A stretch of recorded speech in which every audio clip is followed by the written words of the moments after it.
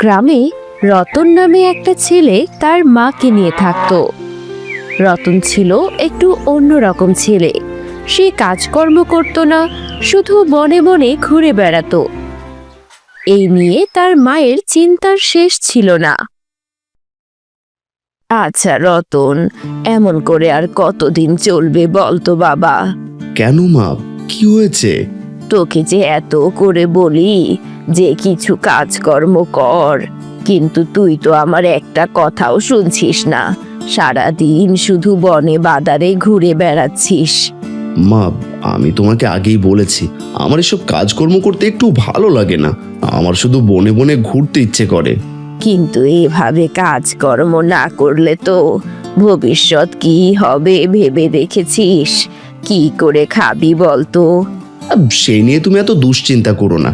আমি বনের গাছপালাকে ভালোবাসি, দেখবে গাছপালা আমাকে ভালোবেসে সাহায্য করবে। এই বলে রতন আরেকটা কথাও না বলে হাঁটতে হাঁটতে বাড়ি থেকে বের হয়ে যায়। কিন্তু রতনের মা যেন চিন্তা দূর করতে পারছে না। যে সৃষ্টিকর্তা, এই ছেলেটাকে নিয়ে আমি আর পারছি না। ওর মাথায় একটু সুবুদ্ধি এনে দাও। আমি চলে গেলে যে ওর কি হবে, এই ভেবে আমার বড্ড ভয় হয়। রতন প্রতিদিন বেশিরভাগ সময়ই বনে কাটায়। নতুন নতুন গাছ লাগায়, আবার গাছের সাথেই কথা বলে। প্রতিদিনের মতো আজকেও সে বনের ভেতর দিয়ে হাঁটছে। আমি বনের গাছপালাকে নিজের প্রাণের থেকেও বেশি ভালোবাসি, কিন্তু মা এসব বুঝতে পারে না, তাই তো প্রতিদিন আমাকে কথা শোনায়। রতন একটা বটগাছের পাশ দিয়ে যাওয়ার সময় বটগাছটা এই কথা বলে ওঠে। আমরাও তোমাকে অনেক ভালোবাসি রতন।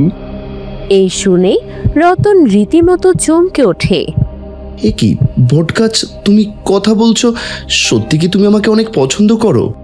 শুধু আমি না রতন, এই বনের সব গাছ তোমাকে অনেক পছন্দ করে। তুমি আমাদের জন্য কত ভাবো, কত কিছু করো। সত্যি বটগাছ, তোমার কথায় আমি অনেক খুশি হলাম। তোমাদের জন্য কিছু করতে পারলে আমার অনেক ভালো লাগে, কিন্তু এসব কথা অন্য কেউ বুঝতে চায় না। আমি সবই জানি রতন, এটাও জানি যে তোমরা খুব গরিব। কাজ না করায় তোমার মা তোমাকে কথা শোনায়। কি করব বলো বটগাছ, আমার কাজ করতে একদম ভালো লাগে না। সবসময় তোমাদের উপকার করতে ইচ্ছে করে। তুমি প্রতিদিন আমাদের জন্য এত কিছু করো, কিন্তু তারপরেও আমাদের উপর একটা বিপদ যেন চেপে আছে। বিপদ? কি বিপদ? আমাকে খুলে বলো, আমি তোমাদেরকে সর্বোচ্চ সাহায্য করব। এই বনে মহা শক্তিশালী এক দানব বসবাস করে। তার আছে গুপ্তধন ভর্তি মস্ত বড় এক ঘর। প্রতিদিন সেই গুপ্তধন বাড়ার কারণে ঘরও বাড়াতে হচ্ছে। এই কারণে সে বনের গাছ কেটে ফেলে। প্রতিদিন অসংখ্য গাছ মারা যাচ্ছে ওই দানবের কারণে। এটা তো সত্যি এই বনের জন্য মহাবিপদ। ওই দানবকে না সরালে সে তো আস্তে আস্তে তোমাদেরকে শেষ করে ফেলবে।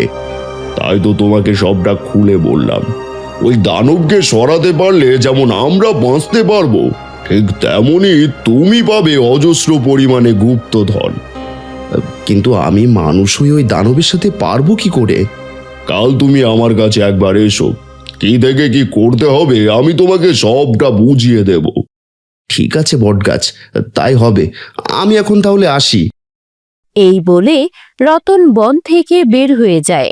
পথে বসে দেখা হয় রতনের প্রতিবেশী অনিলের সাথে।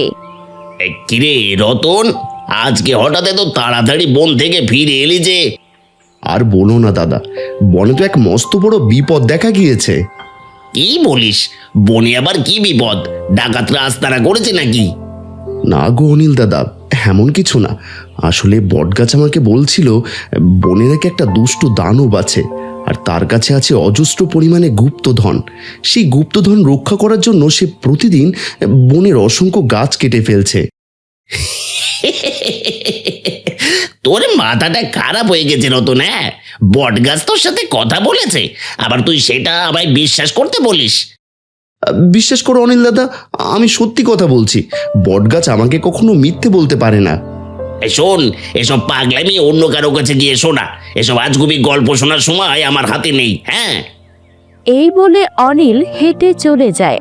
রতন আর কিছু বলতে না পেরে ঠায় দাঁড়িয়ে থাকে। আমার কথাই গ্রামের কেউই বিশ্বাস করবে না, তাই এসব কথা অন্য কাউকে বলেও লাভ নেই। যা করার আমাকেই করতে হবে। রাতের বেলা অনিল আর তার স্ত্রী অনিতা খাবার খাচ্ছে। তখন কথায় কথায় অনিল রতনের কথা তোলে। তাহলে বুঝতে পারছো ওই রতন কত বড় পাগল হয়েছে, বলে কিনা বট গাছ ওর সাথে কথা বলেছে। হতেও তো পারে, ও সব সময় বনে বনে ঘুরে বেড়ায়।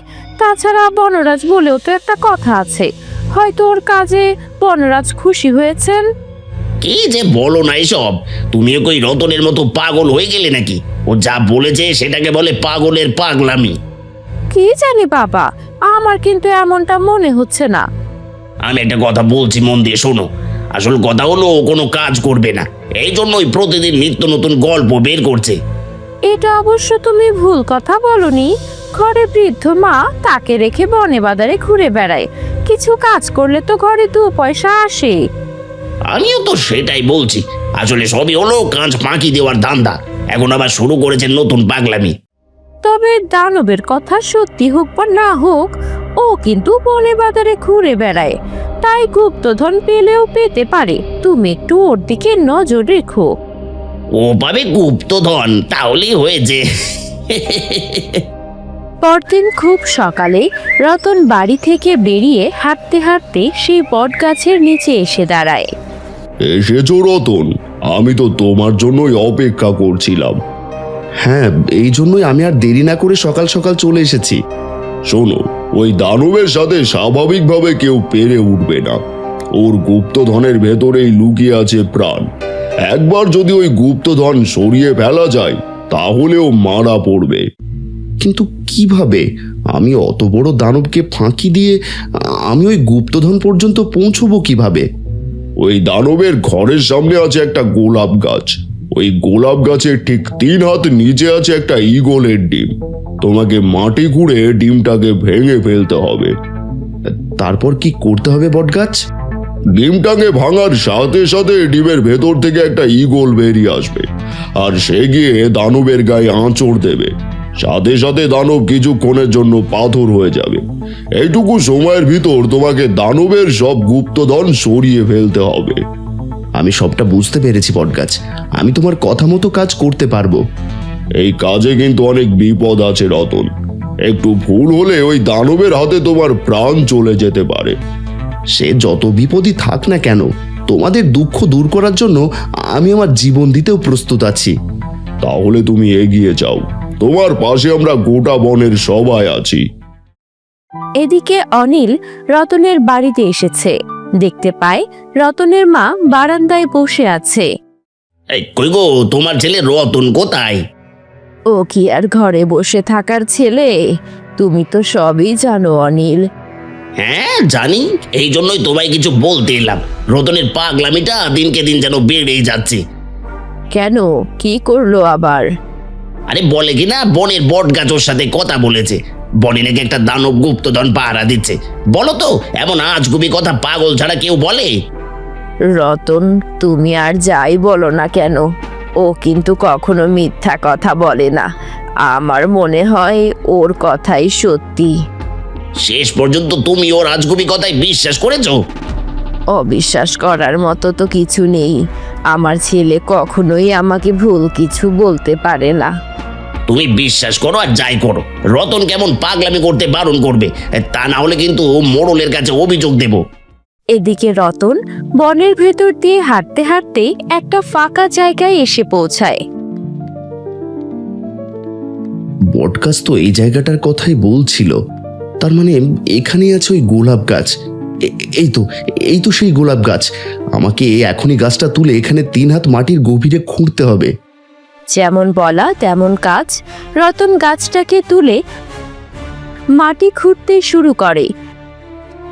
বেশ কিছুক্ষণ খোঁড়ার পরেই মাটির নিচ থেকে একটা বড় আকৃতির ডিম বের হয়ে আসে। এই তো সেই ডিম। ঠিক বটগাছটা যেমনটা বলেছিল তেমনটা হয়েছে। আমার কথা তো গ্রামের কেউই বিশ্বাস করলো না। এবার বটগাছের কথা মতো আমি ওই দানবকে শেষ করে সব গুপ্তধন নিয়ে যাব। তখন গ্রামের সবাই ঠিক আমার কথা বিশ্বাস করবে। রতন ডিম হাতে নিয়ে কথাগুলো বলতে বলতে হঠাৎ দূর থেকে ছুটে আসে এক বিশাল আকৃতির দানব। তাকে দেখে ভয়ে রতন জড়সড় হয়ে যায়। তোর এত বড় সাহস, তুই আমার ডেরা এসে গোলাপ গাছ তুলে ফেলেছিস? শুধু গোলাপ গাছ না, গোলাপ গাছের নিচ থেকে আমি ডিমটাও বের করে নিয়েছি। দিয়ে দে, এক্ষুনি ওই ডিমটা আমায় দিয়ে দে বলছি, তা না হলে তোর আর রক্ষা নেই। তুমি আমার কিছুই করতে পারবে না, কারণ তোমার বিনাশ হওয়ার সময় হয়েছে। হ্যাঁ, আমি তো তোর কোনো ক্ষতি করিনি, তাহলে তুই কেন আমার সাথে এমন করছিস? তুমি আমার ক্ষতি করনি, কিন্তু এই বনের অনেক বড় ক্ষতি করে ফেলেছো। আমি এই বনের কোনো ক্ষতি মেনে নেব না। এই বলে রতন ডিমটাকে ভেঙে ফেলে।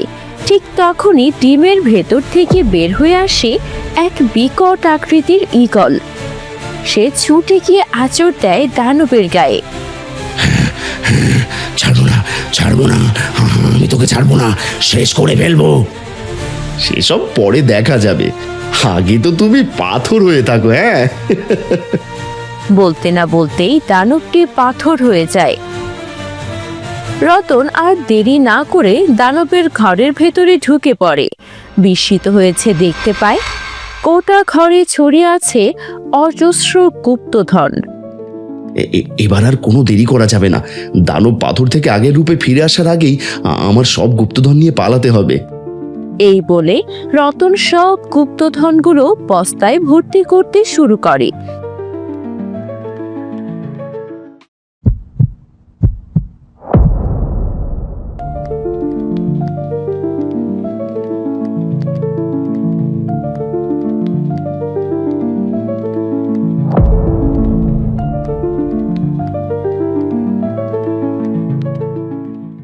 এদিকে রতনের বাড়ি থেকে বের হয়ে এসেছে অনিল। ছেলের সাথে সাথে মাটাও পাগল হয়ে গেছে দেখছি। বলে কিনা রতন সত্যি কথা বলছে। এখন মনে হচ্ছে খুব তাড়াতাড়ি মোড়লের কাছে এদের নিয়ে অভিযোগ দিতে হবে। এই কথা বলতে বলতে যখন অনিল বনের পাশ দিয়ে যাচ্ছিল, ঠিক তখন সে দেখতে পায় রতন বনের ভেতর থেকে বস্তা মাথায় নিয়ে বের হয়ে আসছে। কিরে রতন, তুই বস্তা ভর্তি করে কি নিয়ে এলি? কেন দাদা, আমি তো গতদিনই তোমাকে সবটা বললাম, তুমি তো আমার কথা বিশ্বাস করলে না। এবার দেখো, আমি বস্তা ভর্তি করে গুপ্তধন নিয়ে এসেছি। কি বলছিস রে এসব রতন? সত্যি সত্যি গুপ্তধন? তুমি এখন আমাকে বিশ্বাস করছো না? আমার বস্তার দিকে তাকিয়ে দেখো, এক কোণা দিয়ে এখনো মোহর দেখা যাচ্ছে। এই বলে রতন আবার বস্তা নিয়ে বাড়ির দিকে চলে যায়। অনিল মাথা নিচু করে নিজের বাড়িতে ফিরে যায়। ওগো, ওই রতনের কথাই সত্যি হয়ে গেল। কি গো, হঠাৎ তোমার কি হলো? মাথায় হাত দিয়ে বসে আছো যে? ওকে দেখলাম বনের ভেতর থেকে বস্তা ভর্তি গুপ্তধন নিয়ে বাড়ি যাচ্ছে। আমি তো তোমাকে আগেই বলেছিলাম, তুমি তো আমার একটা কথাও বিশ্বাস করলে না। হাই হাই হাই, নিজের বোকামির জন্য কি এক ভুল করে ফেললাম। তা না হলে ওই গুপ্তধন থেকে কিছু একটা ভাগ আমিও পেতাম। আর বাড়ির বারান্দায় মাথায় হাত দিয়ে বসে থাকে। এসব ভাবতে ভাবতে অনিল আফসোস করতে লাগলো। এদিকে রতন দানবের কাছ থেকে পাওয়া গুপ্তধন দিয়ে তার মাকে নিয়ে সুখে শান্তিতে দিন কাটাতে লাগলো।